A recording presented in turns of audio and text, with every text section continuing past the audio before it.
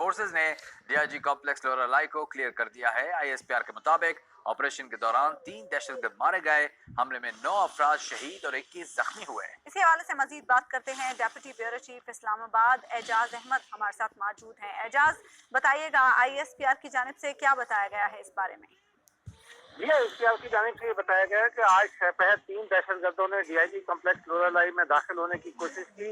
ان کی اس کوشش پر موقع پر مزید پولیس اہلکاروں نے ان پر فائرنگ شروع کی، جس کے نتیجے میں ایک دہشت گرد نے اپنے آپ کو، جس نے خودکش جیکٹ پہنی ہوئی تھی، وہیں پر بلو اپ کر دیا، جبکہ 2 دہشت گرد ایک سائڈ روم میں داخل ہونے میں کامیاب ہو گئے اور انہوں نے اندھادھند فائرنگ کا سلسلہ شروع کر دیا۔ اس فائرنگ کے نتیجے میں 12 افراد شہید ہو گئے، جن میں 3 پولیس اہلکار، 5 پولیس کمپاؤنڈ کے سویلین ملازمین اور ایک امیدوار شامل تھا۔ ISPR کا کہنا ہے کہ اس وقت جب دہشت گردوں نے پولیس کمپلیکس میں داخل ہونے کی کوشش کی، وہاں پر 800 امیدوار ایسے تھے جو بلوچستان پولیس میں انرولمنٹ اور ملازمت کے لیے وہاں موجود تھے۔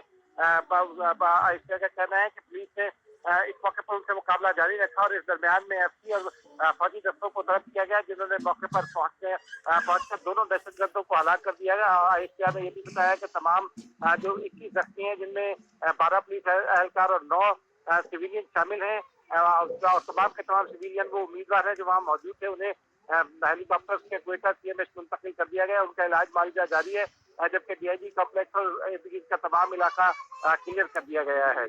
ٹھیک ہے، شکریہ آپ کا اعجاز احمد، آپ نے ہمیں اپڈیٹ کیا۔